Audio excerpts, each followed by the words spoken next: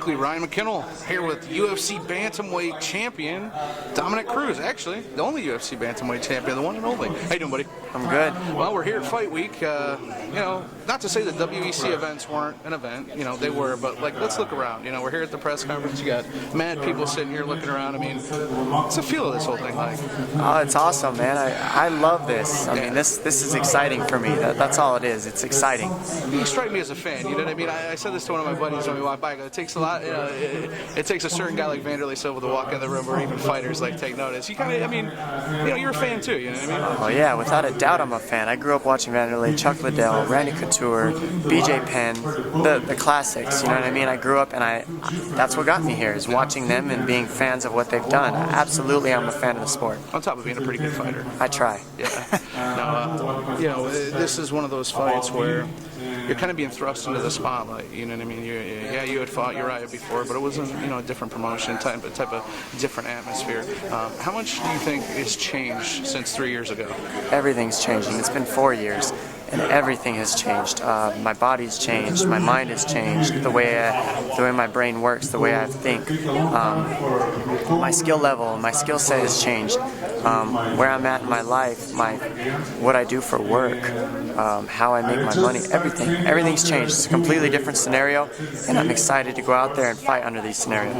What have you learned in the last 4 years? I mean, as a fighter, you progressed amazingly. Your footwork, your hand speed, all the things that make you you. But mentally, the things you've learned, the loss, all that stuff. What trials and tribulations have led you to here? Well, a lot of it has to do with just going out there and fighting in front of big crowds and having the experience to go two 5-round title fights.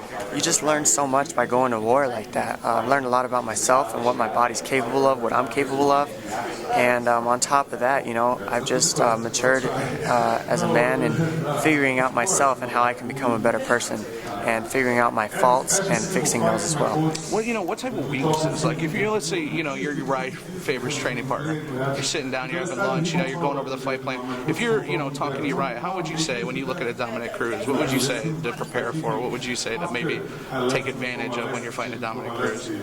Man, you're screwed, bro.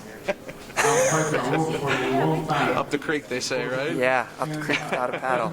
You mentioned an interesting thing. You said that Urjiah's going to have a hard time bringing in anyone that can match you. And you said the first thing was Joseph Benavidez. And, there's been a lot of talk back and forth. And you said the media likes to blow things up. Truth be told, from my observation, I didn't see, you watch it on Twitter, I didn't see a lot of hate between you guys. It seems more like a mutual respect where you just really, really want to win.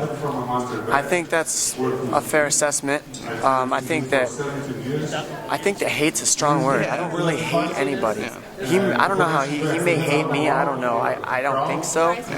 But we're very competitive human beings, and I feel like we're so competitive that it looks as if we hate each other. I don't hate him. I think that there's certain things about him that I don't appreciate or like, but hate's a strong word, and I think that part of the reason why he annoys me so much is I want to beat him so bad. And we're just competitive human beings, and we want to prove that we're better than each other. Is there ever a point where you didn't think you'd get the rematch?